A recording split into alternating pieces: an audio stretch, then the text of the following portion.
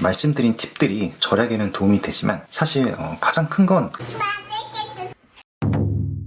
안녕하세요. 여러분, 식비는 어떻게 절약할 수 있을까요? 오늘은 저번 영상에서 식비 절약에 대해서 궁금해하시는 분들이 많은 것 같아 이번 컨텐츠를 만들게 되었습니다. 저도 대충 알고 있었지만 그래도 식비 관리의 주인이 저희 와이프를 모셔서 얘기를 들어보려고 합니다. 여러분들도 그러셨겠지만 저랑 와이프는 결혼하고 끝도 없이 늘어만 가는 식비를 줄이기 위해 많은 시도를 해봤습니다. 하루에 10,000원만 쓰기를 실천하려고 달력에 현금을 10,000원씩 꽂아놓고 그것만 빼서 하루의 생활비로 써봤고요. 신용카드를 아예 들고 다니지 않게 됐습니다. 그런데 몇 주만 지키다가 결국 제자리로 돌아왔죠. 생활비 중 식비가 비중이 크기도 하고 늘어나기 시작하면 한도 끝 없이 늘어나잖아요. 그래서 식비를 줄이면서도 삶의 질도 떨어지지 않는 방법을 찾기 위해 노력했는데요. 저희가 최대한 실천하고 있는 것들을 말씀드릴게요.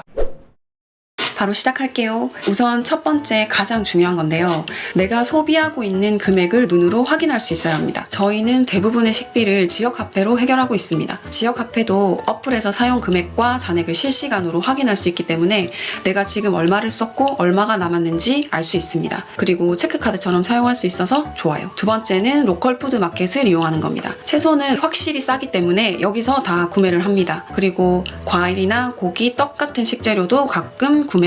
대형 마트보다 10% 이상 가격도 저렴하고 지역화폐 혜택까지 볼 수 있기 때문에 식비 절약에 큰 도움이 됩니다. 또 품질도 매우 좋습니다. 세 번째는 대형마트 멀리하기입니다. 대형마트에 가면 필요한 것만 딱 사서 돌아오는 날이 거의 없어요. 물건이 다양할수록 하나라도 더 사서 오게 되더라고요. 그런데 집 앞 작은 마트를 자주 가게 되면 유혹 거리가 적어서 그런지 필요한 물건만 사고 조금 허전하다 싶으면 과자 하나, 캔커피 하나 정도 추가해서 사게 되는 것 같아요. 대형마트는 아주 가끔씩 가는 거를 추천드립니다. 네 번째는 냉장고 안에 있는 모든 음식들이 눈에 잘 띄게 정리하는 겁니다. 반찬통이나 보관함을 최대한 투명한 것으로 해야 합니다. 그래야 눈에 잘 띄기 때문입니다. 눈에 띄면 꺼내 먹게 되고 버리는 음식은 자연스럽게 줄일 수 있습니다. 또 하나 눈에 띄게 하려면 냉장고와 냉동고를 너무 많이 채우지 마세요. 저는 성격상 저장을 많이 하지 않는 편이긴 한데 부지런히 비우고 조금씩 채우세요. 말씀드린 이 4가지만 지켜도 식비를 정말 많이 줄일 수 있습니다. 소비금액 실시간 확인 가능하게 하기, 로컬 마켓과 지역화폐가 있다면 적극적으로 사용하기, 대형마트 멀리하기, 음식이 눈에 보이게 냉장고에 보관하기입니다. 정말 간단하지만 효과는 확실한 방법입니다. 이어서 4가지 팁을 더 알려드릴게요. 모든 가정에서 똑같이 적용될 수는 없겠지만은 그래도 도움 되실 만한 게 있으셨으면 좋겠습니다.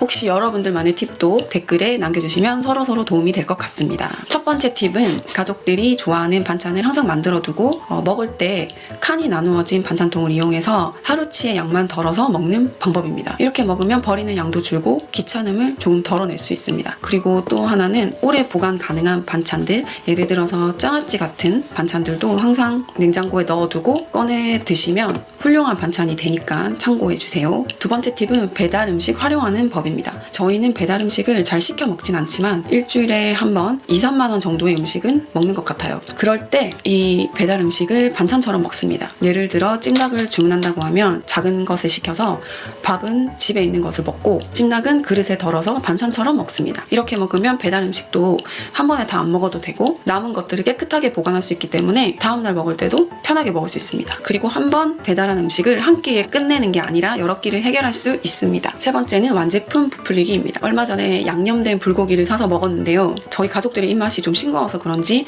이렇게 완제품으로 된 음식을 사면은 좀 짜게 느껴지더라고요. 그래서 저희는 남은 떡이나 채소 그리고 당면 등을 넣고 물도 더 추가를 해서 요리를 합니다. 그러면 조림이었던 게 전골이 되기도 하고 맛도 적당히 조절해서 더 맛있고 또 식비도 절약하게 되더라고요. 네 번째는 집에서 해먹으면 그게 최고의 절약입니다. 예전에는 배달이나 외식으로 먹었었던 감자탕, 찜닭, 삼계탕, 보쌈, 삼겹살 등등 이런 음식들은 이제 집에서 만들어 먹습니다. 한식 기본 소스 재료인 간장, 참기름, 설탕, 파, 마늘, 후추, 깨만 있으면 웬만한 음식은 다 맛있게 만들어집니다. 이걸 한번 집에서 해먹고 가격을 계산해 보시면 그동안 내가 먹어왔던 음식들이 이렇게 비쌌었나 하는 생각이 들면서 점점 이 외식과 배달 음식을 먹는 횟수가 자연스럽게 줄어들게 됩니다. 추가로 집에서 와이프가 만들어준 음식을 자꾸 맛있다고 칭찬을 해주셔야 됩니다. 그래야 배달과 외식이 줄게 됩니다. 오늘은 칸 나눈 반찬통, 배달 음식 활용법,